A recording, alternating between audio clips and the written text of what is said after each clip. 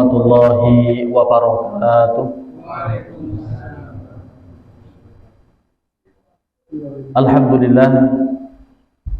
Alhamdulillahilladzi bi ni'matihi tatimmus shalihat wa bi fadlihi tatanazzalu al khairati wal barakat wa bi taufiqihi tatahaqqaqu al maqasid wal ghayat.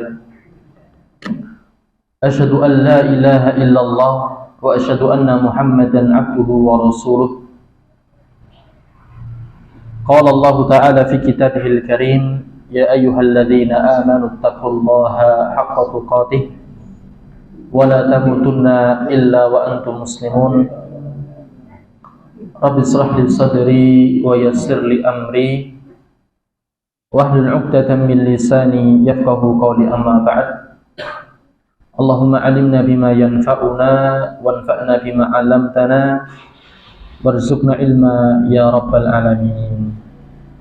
Bapak Ibu jamaah rahimakumullah wa hadakumullahu ajmain. Bagaimana kabarnya pada malam hari ini? Alhamdulillah, sehat semua nggih? Alhamdulillah. Alhamdulillah, summa alhamdulillah.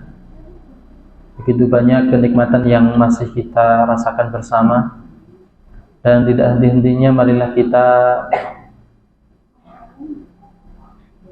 memuji Allah Subhanahu wa ta'ala yang telah memberikan kepada kita nikmat iman, nikmat Islam, nikmat kesehatan, dan nikmat kesempatan yang alhamdulillah pada kesempatan malam hari ini kita masih diberikan kemudahan demi kemudahan dari Allah Subhanahu wa ta'ala, sehingga kita bisa berkumpul kembali di salah satu rumah daripada rumah-rumah Allah Subhanahu wa ta'ala.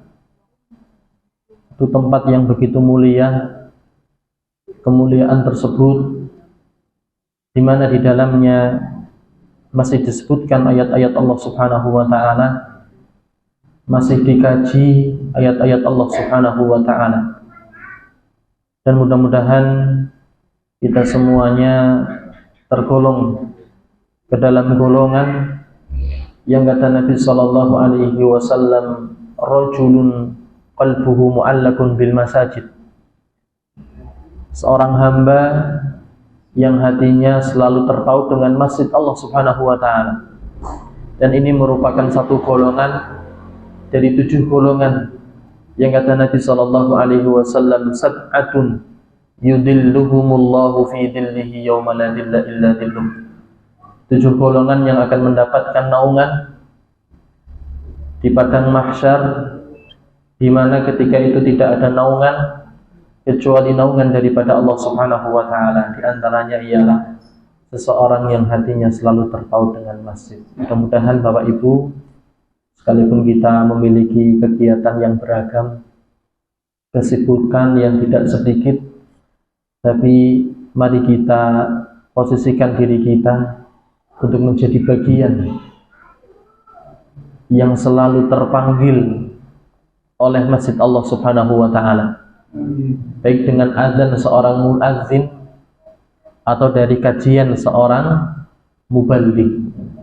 Dan mudah-mudahan kita semuanya tergolong ke dalam golongan yang mendapatkan telaga Nabi sallallahu alaihi wasallam, dan di antaranya yaitu orang-orang yang senantiasa menjunjung tinggi sunnah daripada sunnah Nabi sallallahu alaihi wasallam. Sehingga yang kedua, mari kita bersolawat kepada Nabi sallallahu alaihi wasallam, sosok yang begitu memberikan kebaikan kepada kita, begitu cinta kepada kita, yang begitu perhatian terhadap diri kita. Perhatian dari Nabi sallallahu alaihi wasallam ditunjukkan bagaimana kita agar bisa mendapatkan kebahagiaan di dalam kehidupan dunia dan kehidupan akhirat. Itu bagaimana Nabi sallallahu alaihi wasallam mengajarkan kepada kita tentang Al-Qur'an, menyampaikan kepada kita tentang wahyu yang kedua, yaitu sunnah Nabi sallallahu alaihi wasallam. Mudah-mudahan kita selalu berpegang teguh di atas sunnahnya, min yaumina hadza ila yaumil qiyamah. Allahumma amin ya rabbal alamin. Bapak Ibu jamaah rahimakumullah wa hadakumullah ajmain. Seperti biasa mari kita awali kajian kita dengan bersama-sama berdoa kepada Allah Subhanahu wa taala. Mudah-mudahan hati kita dibukakan oleh Allah Subhanahu wa taala. Pikiran kita tercerahkan. Tentunya hati kita semakin lembut untuk menerima hidayah daripada Allah Subhanahu wa taala. Saya awali, monggo diikuti bersama-sama. Bismillahirrahmanirrahim. Allahumma inni as'aluka ilman nafi'an wa rizqan thayyiban wa amalan mutaqabbala. Ya Allah, ya Tuhanku, aku memohon kepadamu ilmu yang bermanfaat dan rezeki yang baik dan amalan yang diterima. Amin ya rabbal alamin. Bapak Ibu jamaah rahimakumullah, melanjutkan pembahasan kita di minggu yang sebelumnya, yaitu tentang adab kepada makhluk Allah Subhanahu wa taala, yaitu orang tua. Kita akan membahas satu tema Bapak Ibu, yang kata Nabi sallallahu alaihi wasallam, ausati abwabil jannah. Pembahasan yang kita kaji pada malam hari ini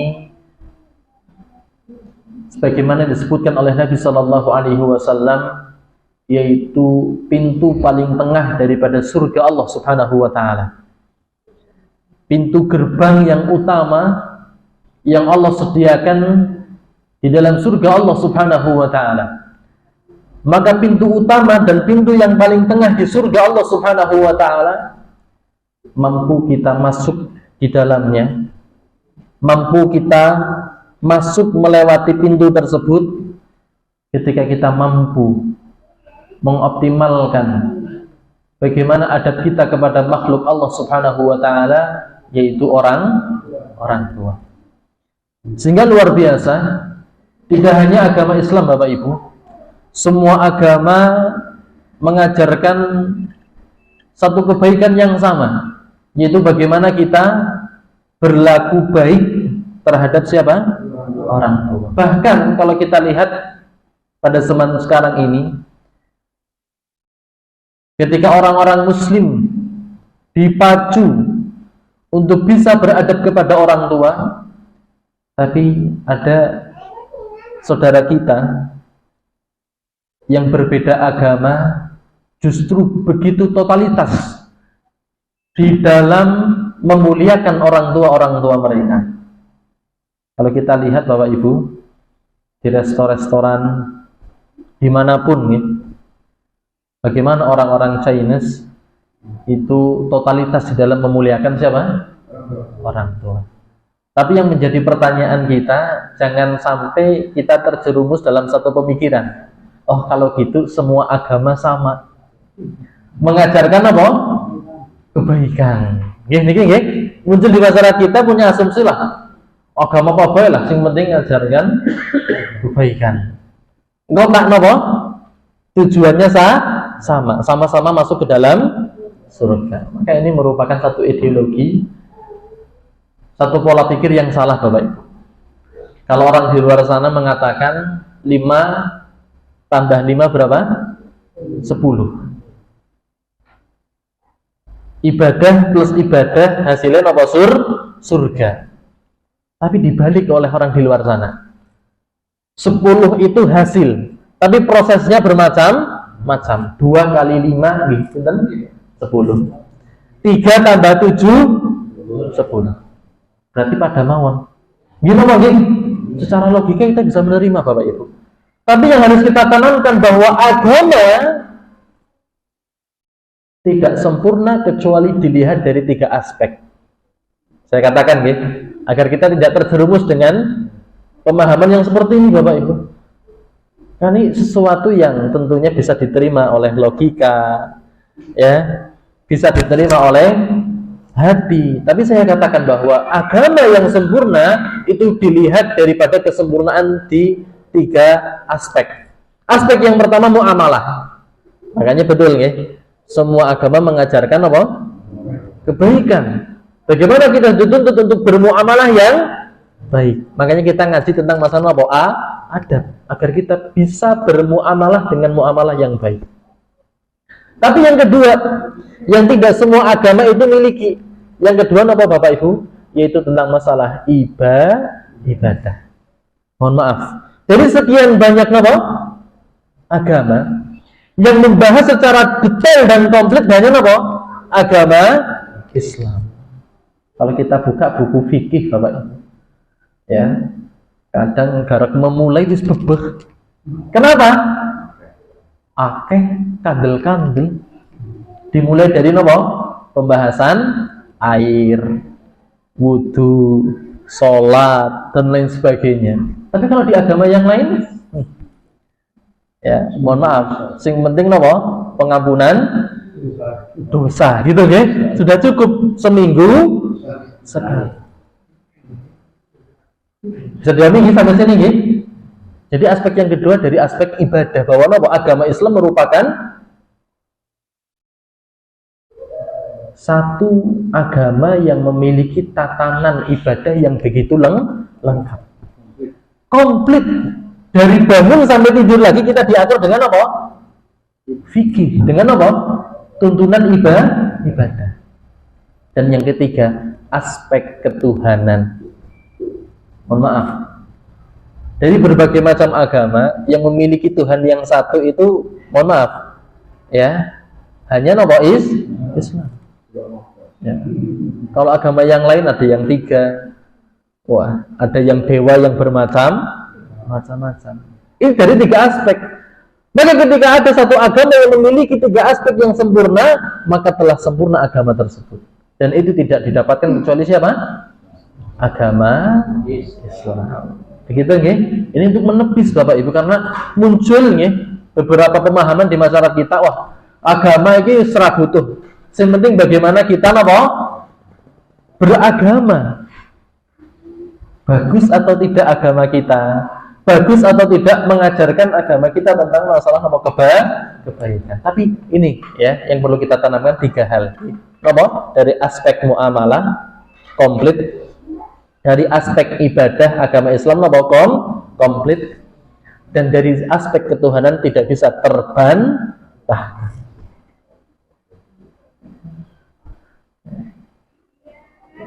Saya tadi baru melihat satu cuplikan seorang mantan pendeta Bapak, ya, bernama Bapak Rafael. Ya, beliau luar biasa. Ya, ketika mendalami, tertarik dengan agama Islam. Ya, ketika beliau hadir di masjid, kenapa kok seseorang itu sampai sujud? Sementara agama-agama yang lain ketika berdoa hanya apa Pak? Memejamkan mata, menundukkan apa? Kepala. Tapi agama Islam begitu luar biasa. Pembuktian bagaimana seorang hamba di mata Allah Subhanahu wa taala, di mata siapa tuh? Tuhan. Totalitas itu dalam apa? Ketundukan, yaitu dengan apa? Simbol apa? Sujud. Dan itu tidak dimiliki kecuali dengan apa? Agama Islam. Agama yang lain, coba lihat kalau doa, mengheningkan cipta, gitu kan? Menundukkan apa? Tapi Islam begitu luar biasa. Maka Bapak Ibu jamaah rahimakumullah, kembali kepada tema kita tentang masalah apa? Adab terhadap orang tua. Yang kata Nabi SAW, awsatu abwabil jannah, ya, pintu surga yang paling tengah. Ya. Kalau pintu utama dalam istana itu biasanya tidaklah dibuka kecuali apa? Ada tamu kehormatan. Makanya begitu juga di dalam surga Allah Subhanahu wa taala, orang-orang yang mampu untuk memasuki surga Allah dari pintu yang utama hanya apa? Orang-orang yang istimewa. Maka ketika kita berbicara tentang adab kepada makhluk, sementara kita tidak mampu untuk beradab kepada orang tua, mustahil kita bisa beradab kepada makhluk selain daripada orang tua. Maka porosnya Bapak Ibu, ketika kita ingin beradab, maka kita mulai dengan poros yang pertama, yaitu bagaimana kita beradab kepada orang tua. Makanya satu hal yang disampaikan oleh Nabi SAW, raghima anfu rajulin, sungguh celaka bagi seseorang ketika mendapati adraka walidayhi, yang mendapati kedua orang tuanya indal kibari, sudah dalam keadaan tua renta, au ahadahuma, ataupun salah satu di antara keduanya, walam yadkhulil jannah, sementara dia tidak mampu untuk masuk ke dalam surga berkat siapa? Kedua orang tua. Betapa banyak sekarang muncul panti-panti ya. Ketika seorang anak sudah tumbuh sukses dalam segi duniawi, apa yang mereka lakukan Bapak Ibu? Bahwa orang tua itu merupakan satu penghambat di dalam mencapai kesuksesan mereka. Akhirnya apa? Dititipkan di panti. Nah, dikatakan oleh Nabi SAW, sungguh apa? Merugi dan sungguh celaka orang-orang yang menyia-nyiakan kedua orang. Sehingga kita akan bahas nih pada kesempatan malam hari. Dan di sisi yang lain, bagaimana Nabi SAW menyampaikan? Dan ini sudah kita bahas di pembahasan sebelumnya. Man ahabba ayyamudda lahu fi umri, barang siapa yang pengen dimodotkan, Pak. Napa? Dipanjangkan nggih. Madda yamudun iku napa? Modot. Nggih. Dipanjangkan oleh Allah Subhanahu wa taala napa? Umurnya. Wa yuzadu lahu fi rizqihi, dan ditambah oleh Allah tentang rezekinya. Ayyabirra lahu walidayhi, hendaklah dia napa? Berbakti kepada kedua orang. Maka perbanyaklah istighfar Bapak Ibu. Perbanyaklah istighfar kepada Allah Subhanahu wa taala ketika saat ini, detik ini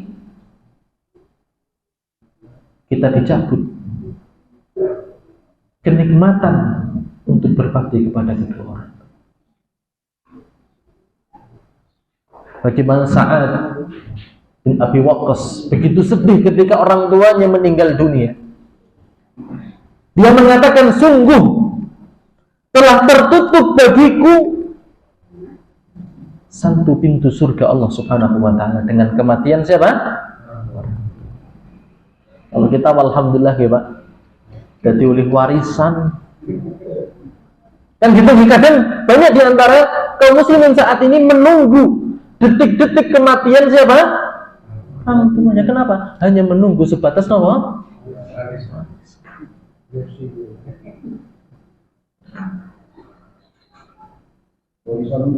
Ketika orang tua dalam keadaan sehat,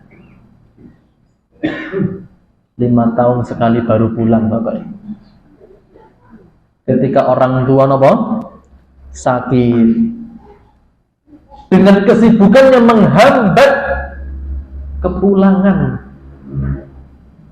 seorang anak untuk bisa merawat orang tua.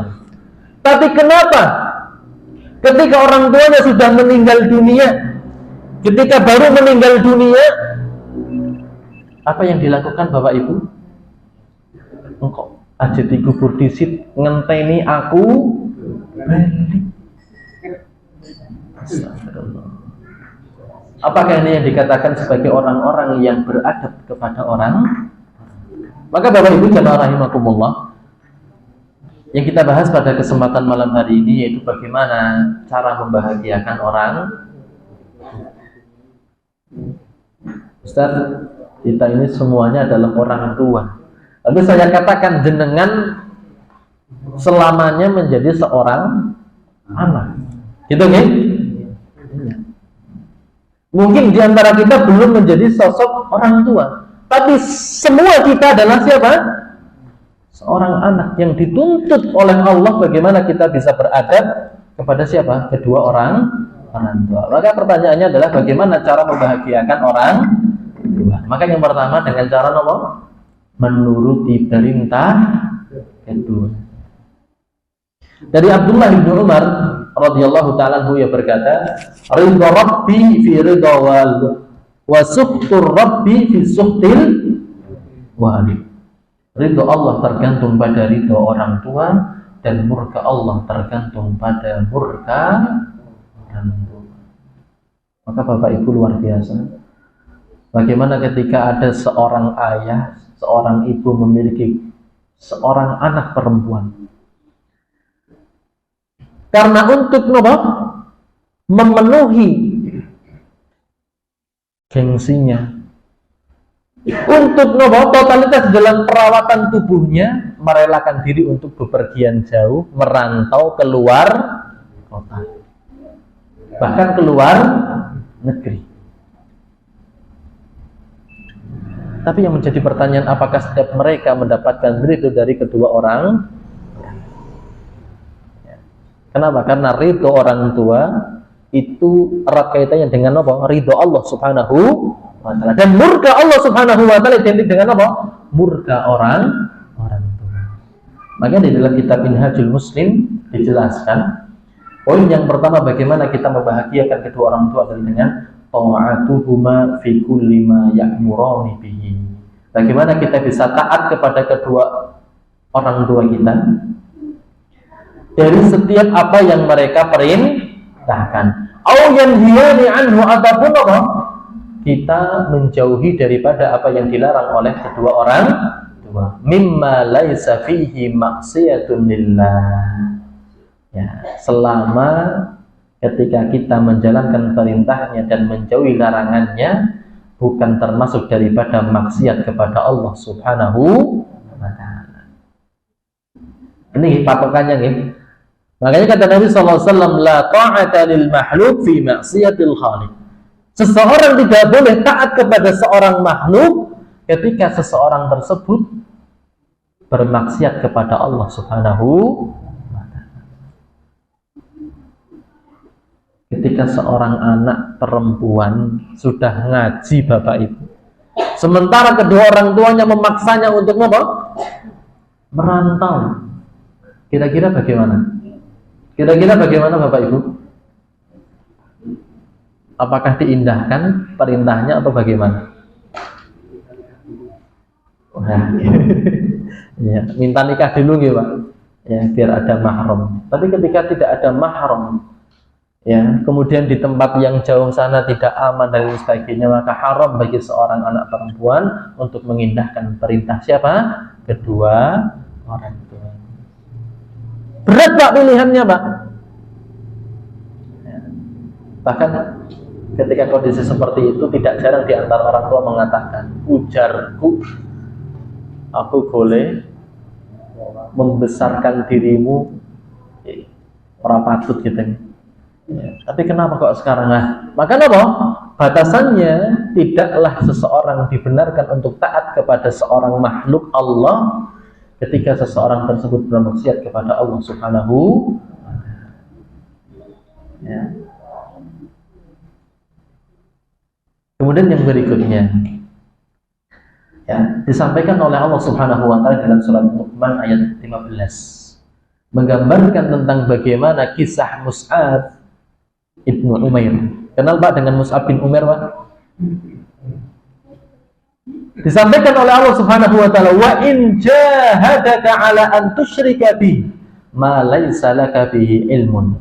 Ketika kedua orang tua kalian memaksa kalian untuk melakukan kemaksiatan, diantaranya melakukan kesyirikan, maka kata Allah, fala tuti'huma, janganlah kalian mengindahkan perintahnya.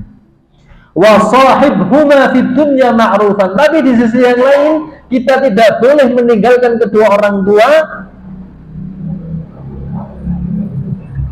kecuali kita harus berbuat baik kepada siapa? Kedua orang. Contoh yang menarik bagaimana Mus'ab bin Umair Bapak Ibu. Mus'ab bin Umair adalah seorang sahabat Nabi SAW yang semua sahabat itu iri terhadap siapa? Mus'ab bin Umair. Kisah yang paling heroik adalah ketika perang Badar. Ketika beliau terbunuh, di mana pakaian yang beliau kenakan ketika ditarik untuk menutup kepalanya, kakinya kelihatan. Ketika digunakan ditarik untuk menutupi kakinya, setengah dari badannya kelihatan. Dan beliau tidak memiliki pakaian ganti Bapak Ibu. Tapi luar biasa, bagaimana hijrah daripada Mus'ab bin Umair. Beliau adalah seorang pemuda yang menjadi idola bagi setiap kaum hawa. Sultan lah Bapak Ibu. Bahasa sekarang crazy rich, gitu kan? Penampilan oke, ya, fasilitas oke. Itulah yang dimiliki oleh siapa? Mus'ab bin Umair. Begitu diperhatikan oleh kedua orang tua.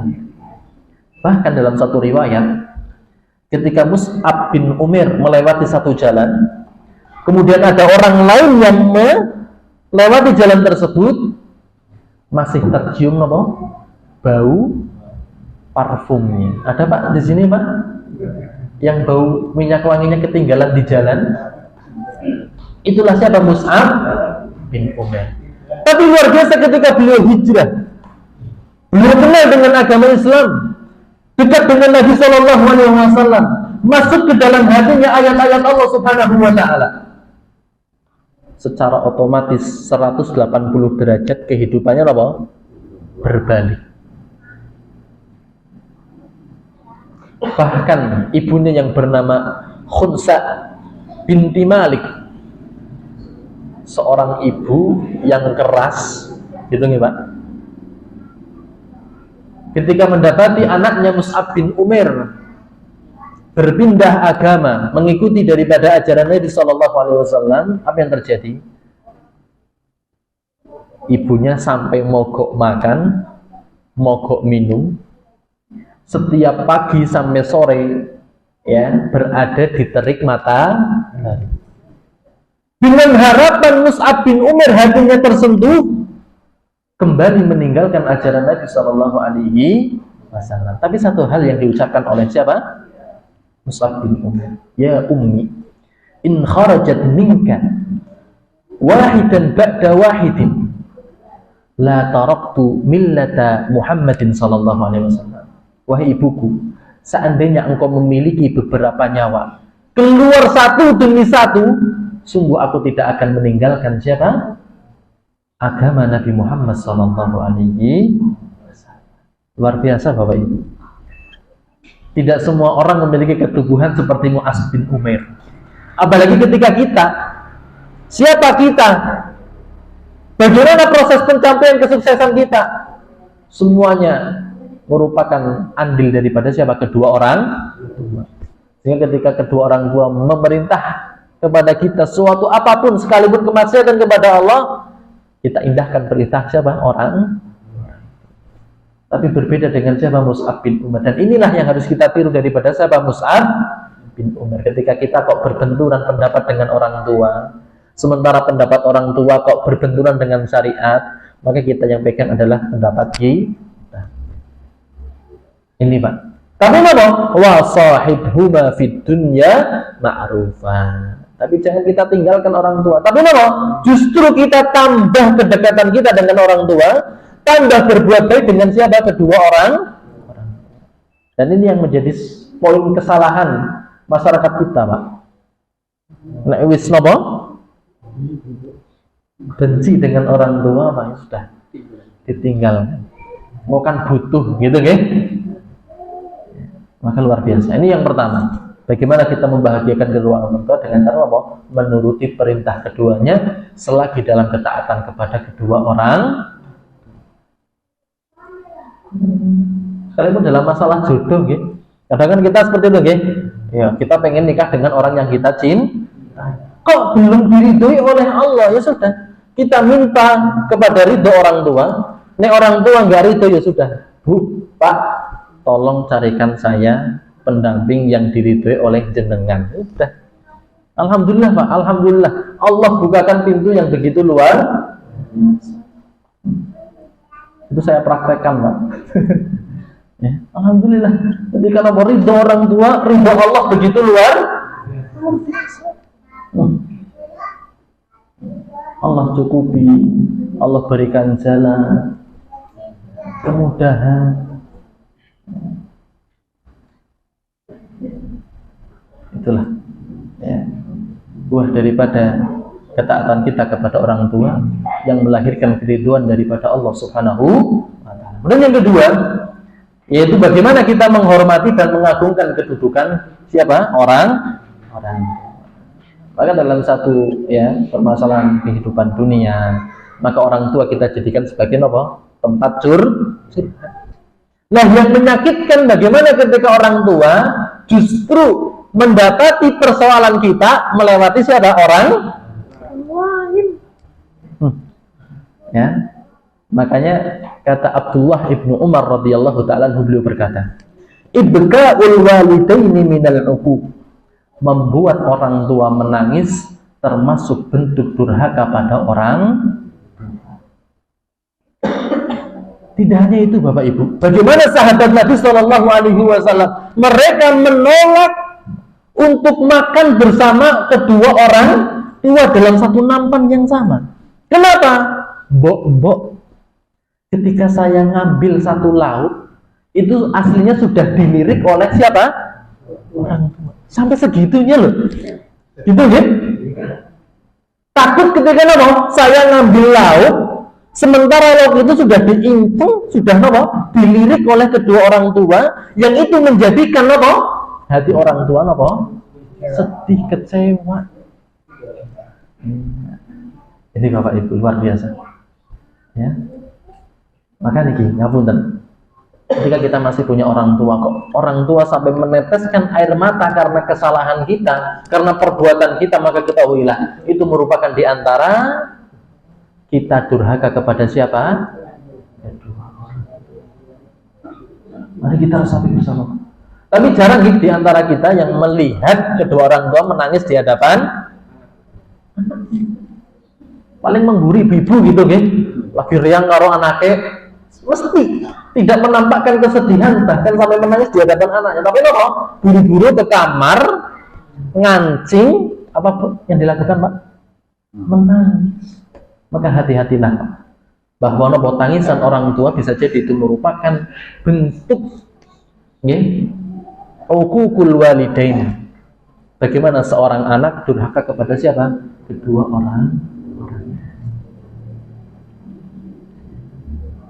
Maka luar biasa disebutkan oleh Imam Abu Bakar Al-Jazairi rahimahullah ta'ala, tauqirahuma wa ta'dhimu sya'nihima. Bagaimana kita mengagungkan dan menghormati posisi keduanya. Wa hifdzul janahi lahuma, dan kita merendahkan sayap kita di hadapan siapa? Ya. Ketika kita membawa orang tua di satu kesempatan forum Bapak Ibu, ketika kita ingin berbicara, kita terlebih dahulu meminta izin kepada siapa? Orang tua. Itu. Wa takrimuhuma bil qauli wa bil fi'l, dan kita memuliakan keduanya dengan perkataan dan dengan amalan. Kita sanjung mereka, ya. Kita berikan sanjungan setinggi-tingginya kepada siapa? Kedua orang. Ya, ketika kita menjadi pembicara, sementara di audien ada orang tua kita, kita mengatakan, saya berdiri di sini, ini bukan karena seutuhnya proses pencapaian saya, tapi semuanya ini merupakan doa dari kedua orang tua. Inilah cara kita memposisikan siapa? Orang tua kita.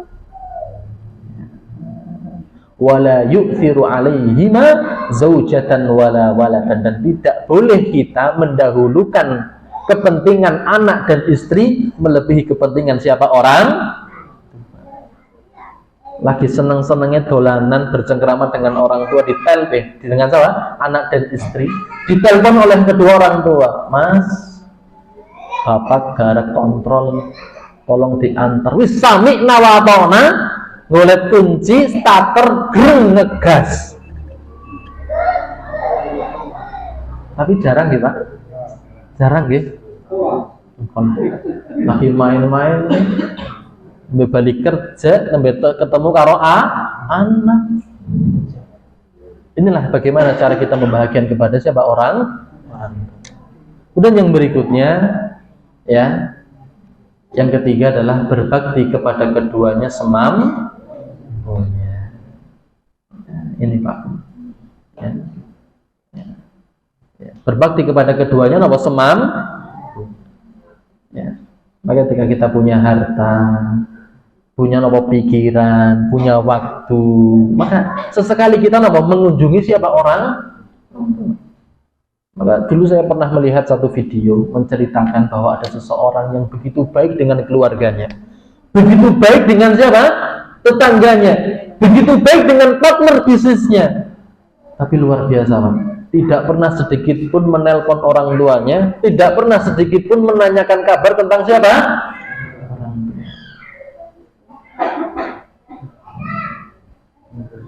Ada yang di sini perantauan, Pak?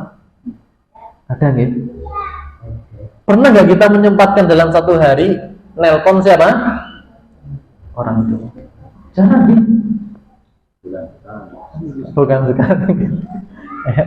Saya punya teman dulu, wah masya Allah, ya, Ustaz Al-Nur Rafiq kenal gak? Yang punya Pondok Al-Furqan itu, ya, itu anaknya sekelas sama saya dulu dan satu kamar di Libya. Itu luar biasa, setiap hari mesti, Pak, ya, pagi nelpon, malamnya jam 2 malam, Pak, bapaknya yang nelpon, Mas, wis sholat tahajud apa? Itu setiap malam loh, Pak, dan anaknya itu nelpon orang tuanya setiap pagi. Tanya kabar. Malamnya bapaknya gantian membangunkan anaknya, nak, sudah sholat tahajud atau? Saya ingin tanya, di antara jamaah ada anaknya yang merantau, Pak? Belum ya? Ada lah, nggih? Ada. Pertanyaannya, pernah nggak, Pak, nelpon pagi hari sholat subuh, kita ngebel membangunkan anak kita tanya, Mas, istangi sholat subuh apa? Ada, Pak, di sini, Pak? Ada nggih? Alhamdulillah. Alhamdulillah kadang-kadang. Tapi kadang-kadang kudu diruntunkan, Pak. Ketika anak kita memang belum bisa menjaga sholat. Ini nggih, berbakti kepada kedua orang tua semam. Dengan cara apa? Paling tidak menanyakan kabar. Islah. Ya. Nekirim transferan urung job lah. Yang sudah sampai tanya, itu sudah membahagiakan siapa kedua orang. Oh, alhamdulillah aku diperhatikan. Ya. Maka kita tanyakan kepada pribadi kita. Ya. Mungkin di antara orang tua kita ada yang di masa tuanya itu banyak polah, Pak. Banyak polah. Itu kenapa? Bisa jadi karena anak-anaknya tidak peka terhadap siapa? Orang tua. Ya. Orang tua sekarang bisa lihat status kita yang anakku bisa mengendi-ngendi seminggu ora tahu tuh. Makanya bisa jadi orang tua itu bisa banyak pola di masa tua karena buah daripada ketidakbaktian kepada siapa? Orang tua dari siapa pihak seorang anak. Makanya harus kita cermati, Pak. Harus kita cermati. Maka jangan sampai kita tunda, Pak. Ketika kita masih punya kedua orang tua, mari kita bahagiakan mereka dengan semampu kita. Baik, yang berikutnya Bapak Ibu jamaah rahimakumullah, yang keempat adalah dengan cara mendahulukan perintah keduanya dari perkara sunnah. Dari perkara apa? Sunnah. Ya. Pernah mendengar kisahnya Jurayj, Pak? Pernah nggak? Jurayj, seorang salaf yang begitu terkenal karena perbuatan Jurayj, seorang anak kecil bisa berbicara menjadi seorang saksi sebagaimana Nabi Isa alaihi salatu wassalam. Gara-gara ini apa, Pak? Beliau punya keseharian selalu mediasi di gua. Selalu menyendiri, ya, bermunajat, bertakarub dengan Allah Subhanahu wa taala. Dan ketika itu, ya, di luar gua ibunya memanggil siapa? Jurayj. Untuk apa? Untuk dimintai pertolongan. Apa yang terjadi? Jurayj tidak mengindahkan panggilan ibunya. Ya. Maka suatu ketika muncul di tengah kota Ada seorang perempuan yang tiba-tiba hamil melahirkan seorang anak. Maka perempuan tersebut menuduh siapa? Yang melakukan adalah siapa? Jurayj. Fadhahika Jurayj. Ya, dalam riwayat tersebut dijelaskan, Jurayj itu apa? Tersenyum, Pak. Tersenyum. Kenapa? Atharul maksiyah. Dia mendapati ketika itu adanya bekas maksiat yang dia dapatkan karena tidak mengindahkan panggilan siapa? Orang Tuhan. Dia hanya apa? Tersenyum. Aduh, gitu kan? Nek bahasa kita apa? Aduh, kena gitu kan? Maka luar biasa. Luar biasa. Oleh Allah Subhanahu wa taala ditunjukkan satu mukjizat. Yang ketika itu Jurayj tidak mampu untuk menepisnya. Karena pengakuan daripada siapa? Seorang perempuan. Tapi Allah tunjukkan satu kemuliaan kepada Jurayj yang ketika itu tersadar dengan kesalahannya, bertobat kepada Allah Subhanahu wa taala, sehingga apa? Anak daripada perempuan hamil tadi di luar nikah, ya, itu bersaksi di hadapan seorang qadhi, seorang hakim, bahwasanya apa? Jurayj bukan ayah daripada dirinya. Luar biasa. Ya. Ini satu hikmah yang begitu luar biasa. Ketika orang tua memanggil kita sementara kita sedang mengerjakan sesuatu yang sunnah, apalagi yang mubah, maka kita harus apa? Indahkan panggilan siapa orang.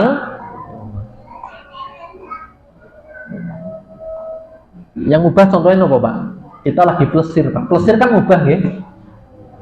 Mubah. Lagi plesir, mengelaut, misalnya, ya? Orang tua nelpon. Balik. Sebagai orang, ya, sebagai seorang anak yang paham terhadap adab kepada orang tua, maka apa yang terjadi, Pak? Tidak panjang pikir, ya, dia langsung mau balik badan, pulang ke rumah, ketemu dengan siapa? Pak. Kemudian yang berikutnya, Bapak Ibu jamaah rahimakumullah, bagaimana berbakti kepada orang tua yang sudah meninggal.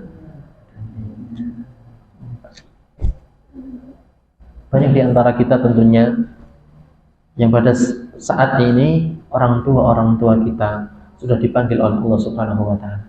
Tapi bisa jadi kita baru tersadar dengan apa yang kita bahas bersama, bahwa begitu mulianya seseorang ketika mampu untuk berbakti kepada kedua orang tua, maka tidak ada kata terlambat, Pak. Kita masih punya kemungkinan untuk bisa berbakti kepada kedua orang tua sekalipun kedua orang tua kita sudah meninggal. Maka apa saja kita ringkas bersama. Yang pertama itu dengan cara mendoakan kedua orang.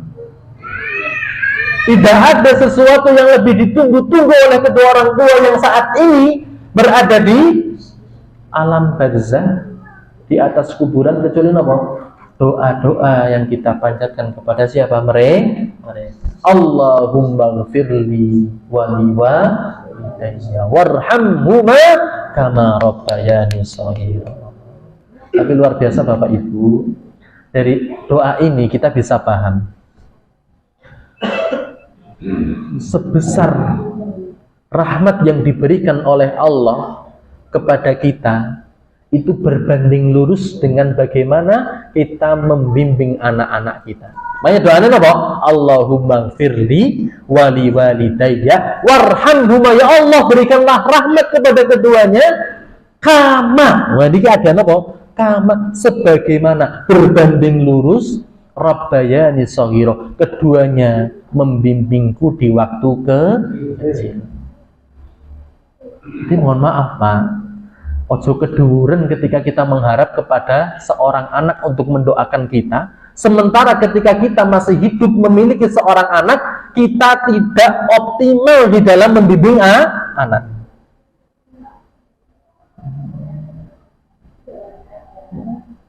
Maka betapa banyak orang yang meninggal dikenang hanya berapa? 4 ya, seminggu, 40 hari, 100 hari. Tapi setelah itu apa? Dilupakan oleh siapa? Keluarganya. Kenapa? Karena orang tua tidak mendidik dan membimbing anaknya menjadi pribadi yang soleh dan soleh. Ini tugas kita Pak. Ketika kita masih hidup diberikan nikmat umur oleh Allah, kita masih punya anak, mari kita bimbing anak kita untuk menjadi pribadi yang soleh dan soleha. Nek orang mampu Pak, kita punya ikhtiar, titip kemana? Yang mampu. Ya. Di ranah masjid kita peki, sing rada luas nggih pondok pesantren. Dan harus yakin Pak, nek nyekolah ke di pesantren, Allah bantu Pak. Allah napa? Bantu. Masa sekolah nang negeri be abot, walaupun gratis apa maning kon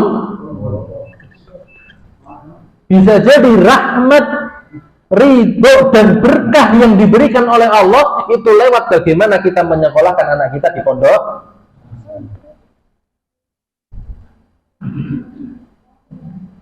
Mungkin banyak orang yang gumun dengan bapak saya, kadus pira sih gaji ini, tapi bisa menyekolahkan banyak. Kenapa? Keberkahan daripada Allah. Wa in ya walladzina jahadu fina lanahdiyanna subulana, itu sudah menjadi satu prinsip dalam hidup kita. Nah, kita berjuang karena Allah, Allah akan memperjuangkan diri kita dengan cara apa? Memberikan solusi. Tapi sing jenenge solusi kudu diikhtiari, Pak. Itu nggih? Wis lah nang pondok wis mudah-mudahan Allah memberikan rezeki. Orang gelem kerja nang omah. Mustahil, Pak. Nah, niki. Yang pertama apa? Dengan cara mendoakan kedua orang tua. Yang kedua, banyak meminta ampun pada Allah untuk kedua orang tua dengan cara apa? Ya. Rabbirhamhuma kama rabbayani. Berdoa untuk kebaikan siapa orang? Itu yang kedua. Ya. Kemudian yang berikutnya, yang ketiga, yaitu daripada memenuhi janji mereka setelah meninggal dunia. Ya. Inilah ya diantara bentuk nopo cara berbakti kepada kedua orang tua yang sudah meninggal dunia, itu dengan cara nopo memenuhi janji daripada kedua orang. Janjinya nopo misalnya, ya mau mewakafkan sebidang tanahnya untuk kepentingan apa? Masjid, pondok pesantren, yayasan dan sebagainya. Maka kita harus apa? Tunaikan. Punya janji mau apa?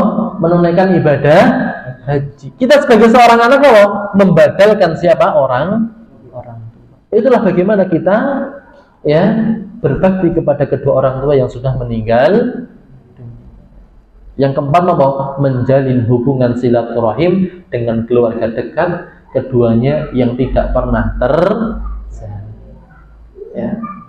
Kalau orang dulu itu masya Allah Pak, ketika silaturahim kepada orang lain, mesti anaknya digawat. Tapi nih sekarang dokter, Pak melu Pak lah repot. Gimana lagi? Angel ngerubus nang anak reang tok. Jadi yang luput Pak dari diri kita Pak. Ya. Kenapa? Karena bisa jadi kita mendapatkan apa? Pahala dari sisi Allah Subhanahu wa taala berkat bagaimana anak kita menjalin silaturahim yang dulu pernah kita lakukan. Dan itu merupakan salah satu bentuk bakti anak kita kepada siapa? Pada orang tuanya. Dua anak lima dibawa kabeh. Bisa dari apa? Satu di antara lima itu yang sadar, kan gitu nggih? Itu yang keempat. Yang kelima apa? Memuliakan teman dekat kedua. Ini Pak, yang perlu kita jalin Pak. Ya, orang tua ketika memiliki partner bisnis, ketika orang tua kita sudah meninggal dunia, maka kita apa? Silaturahim. Ingatkan lagi dengan apa? Orang tua kita. Mudah-mudahan apa? Dengan mereka mengingat kedua orang tua kita, mereka apa? Bisa mendoakan kebaikan untuk siapa? Kedua orang tua. Sudah ada yang mempraktekkan Pak? Enggak. Ngalen. Makanya yang perlu kita bantu. menyadarkan, mengingatkan kembali teman dekatnya untuk mendapatkan doa dari teman dekatnya. Ini yang perlu kita usahakan. Cara kita berbakti kepada kedua orang tua ketika sudah meninggal. Yang keenam, ini sebagai pamungkas, itu bagaimana kita bisa bersedekah atas nama orang tua yang telah meninggal. Garis bawahi Pak, bersedekah,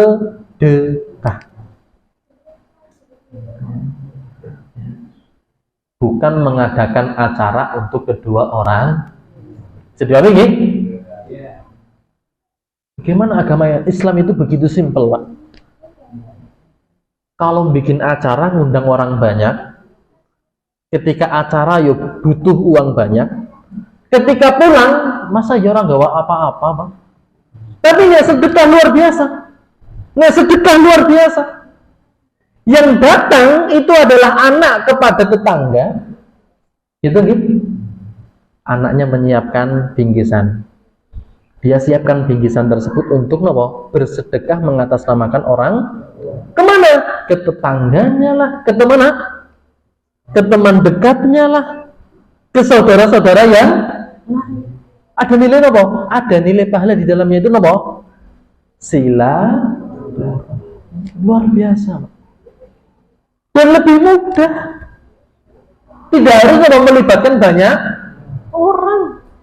Anaknya dikumpulna, sing paling gede nyatet iki garek mengendi bae, punya 5 anak laki-laki perempuan, wis iki tugasnya kayak dibagi-bagi, rampung Pak, setengah jam saya rasa Maka satu hadis yang dibawakan oleh Abdullah bin Abbas radhiyallahu taala anhu, ia berkata, sesungguhnya ibu dari Sa'ad bin Ubadah radhiyallahu taala anhu meninggal. Sedangkan pada saat itu tidak berada di sisinya. Kemudian saat mengatakan, wahai Rasulullah, sesungguhnya ibuku telah meninggal. Sedangkan aku pada saat itu tidak berada di sampingnya. Apakah bermanfaat jika aku menyedekahkan sesuatu untuknya? Maka Nabi SAW, iya bermanfaat. Kemudian saat mengatakan pada beliau, kalau begitu aku bersaksi kepadamu bahwa kebun yang siap berbuah ini aku sedekahkan untuk siapa? Ibuku. Diterima Pak, luar biasa. Maka alhamdulillah sekarang begitu terbuka Pak peluang untuk kita berbakti kepada kedua orang tua, melewati masjid ketika pembangunan. Siapa nih yang mau sedekah?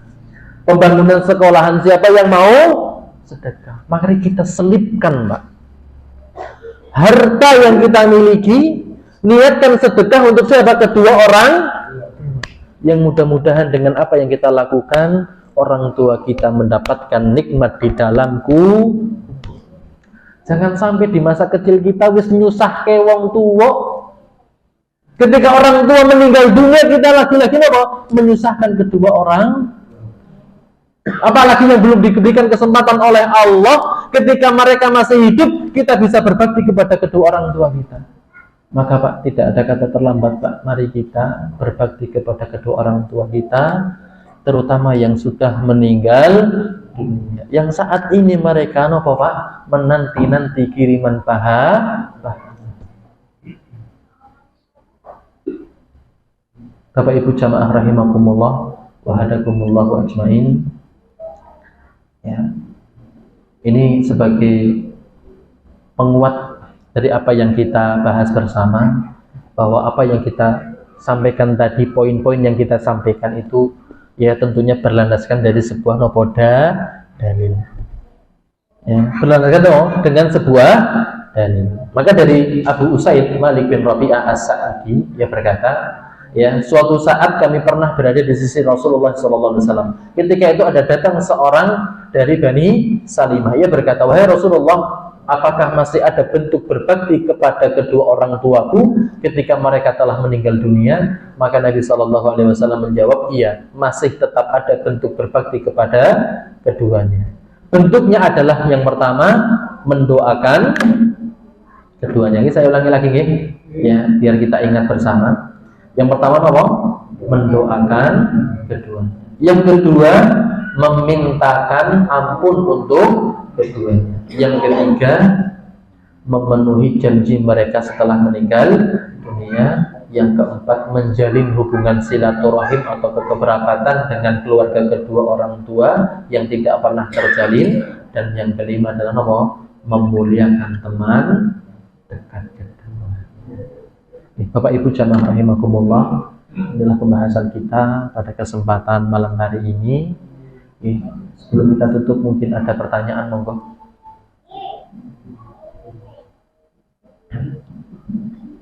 Monggo.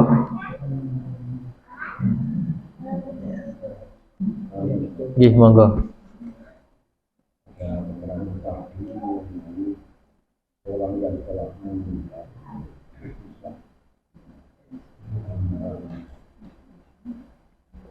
itu saya melihat tadi mengenai sesuatu yang atas nama orang tua. Nampaknya ini fokus itu terus artinya kemudian di situ ada sodakan untuk orang tua. Sebab tadi diterangkan putus amalannya kecuali tiga. Ya kemudian sodakoh kok untuk orang tua. Ini kan sudah putus antara yang mati dan yang turun diterangkan. Oke, baik. Ya, dalam hadis itu apa? Idza matal insan in qata amaluhu illa min salas. Ada 3 amalan yang pahalanya tidak terputus nih. Yang pertama sedekahun jariyah, yang kedua apa? Ilmu yang bermanfaat, dan yang ketiga apa? Ya, doa anak yang soleh dan solehah. Kok nggak disebutkan ini? Ya, tentang masalah apa? Sedekah mengatasnamakan siapa? Orang tua. Maka saya sampaikan Bapak, ada satu hal yang ini menjadi poin penting yang nanti akan disampaikan oleh Imam Syafi'i. Ya. Imam Syafi'i itu mengutip satu ayat. Ya. Ini mohon maaf saya lupa lafadznya, tapi artinya adalah kalian akan mendapatkan apa yang kalian usahakan. Anak merupakan usaha siapa? Orang tua. Harta yang dimiliki oleh anak adalah siapa? Harta orang tua. Sehingga harta yang dikeluarkan oleh anak untuk mengatasnamakan orang tua, maka itu menjadi apa? Sedekah jariyah bagi siapa? Seorang ayah atau seorang ibu. Ya, jadi seperti ini nggih. Ya, jadi dalam satu sisi 3 amalan yaitu sedekah jariyah, tapi di sisi yang lain bahwasanya apa? Ada hadis secara jelas nggih. Tadi disampaikan bahwa apa? Sedekah seseorang anak mengatasnamakan orang tua itu diterima oleh Allah sebagai bentuk pahala bagi orang tua. Di sisi yang lain secara logika, ya, kita jawab secara dalil dulu nggih tadi nggih. Dalilnya tadi, hadis tadi. Ya, Sa'ad bin Ubadah yang ibunya meninggal dunia kemudian menyedekahkan mengatasnamakan ibunya. Itu dalil secara apa? Qat'i, itu dari hadis. Lah, dalil akli, ya, dalil secara apa? Logika. Kan dalam Islam itu ada dalilun nakli, dalilul akli, itu ya. Lah, dalil akalnya adalah bahwa tadi Allah menyampaikan kalian akan mendapatkan apa yang kalian usahakan. Sementara anak itu menjadi apa? Usaha orang tua. Sehingga apa yang menjadi usaha bagi seorang anak itu merupakan pahala bagi orang tua. Bisa dipahami nggih sampai sini nggih? Nggih, monggo. Di dalam Al-Quran mengatakan bahwa amalan sedekah dari otomatis kan ketika oleh siapa yang mengamalkan. Oke. Nah, ini kaitannya dengan ini semua. Oke. Ya, apa yang kalian lakukan fali nafsik gitu ya. Itu kembalinya kepada diri sendiri. Tapi tentunya kan ada dalil yang umum, ada dalil yang khusus. Ketika ada dalil yang khusus itu bisa mengalahkan dalil yang umum sebagai pengecualian. Ya, dalam artian ya tetap pahala yang dilakukan oleh seorang anak itu tidak akan dikurangi oleh Allah pahalanya untuk anak tersebut. Tapi di sisi yang lain apa yang menjadi amalan anak itu menjadi tabungan pahala orang tua. Bisa dipahami sampai sini nggih? Jadi ya betul yang disampaikan oleh Allah, ya apa yang kalian lakukan dari amal soleh ya kembali kepada kalian. Dalam artian apa? Pahalanya tidak berkurang. Tapi di sisi yang lain karena ada peran orang tua mendidik anaknya, maka orang tua mendapatkan kebaikan dari siapa? Anaknya. Ya, seperti halnya seperti ini. Ya, dalam hadis ketika berbuka puasa, ya, ketika kita ngasih buka untuk orang lain itu tetap pahalanya puasanya, tapi kita mendapatkan pahala semisalnya, dalam artian pahala yang dilakukan yang didapatkan oleh orang yang berpuasa yang kita berikan makanan berbuka puasa. Itu seperti itu.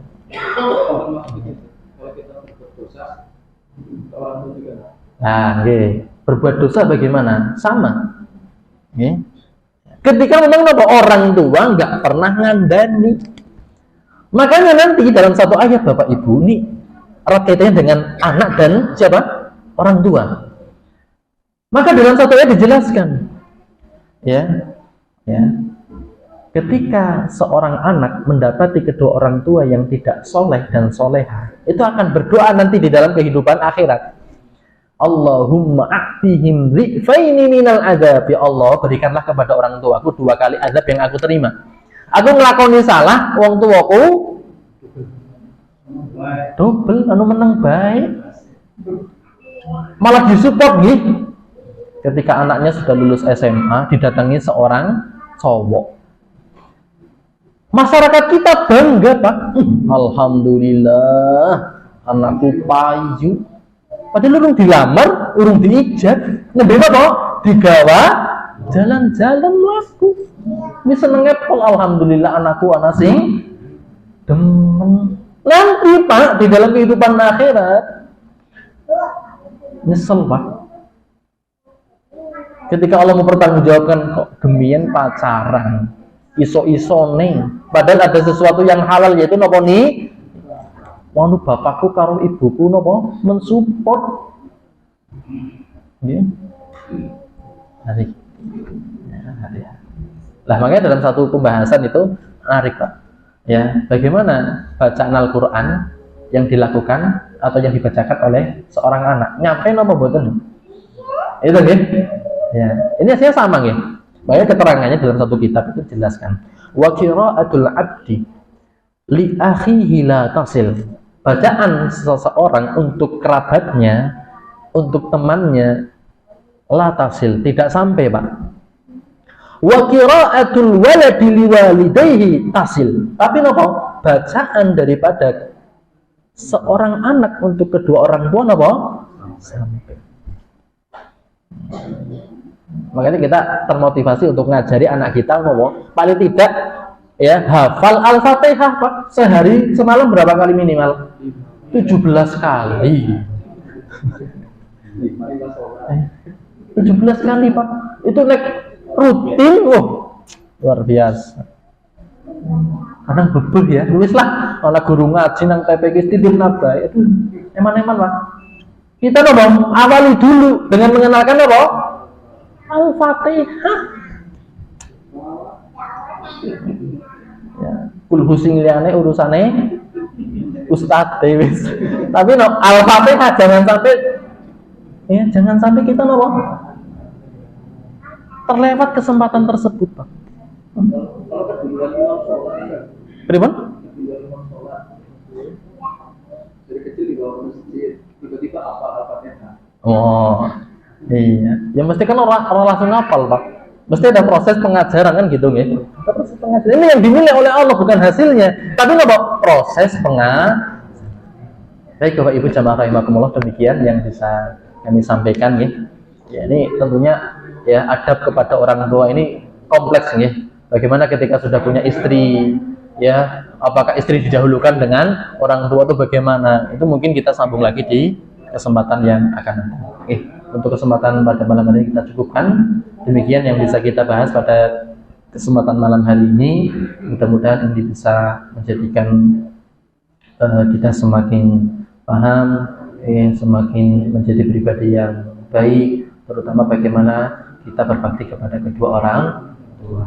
Demikian yang bisa kami sampaikan, kurang lebihnya mohon maaf. Aku qouli hadza wa astaghfirullah li wa lakum. Mari kita tutup bersama dengan bacaan hamdalah dan doa kafaratul majelis.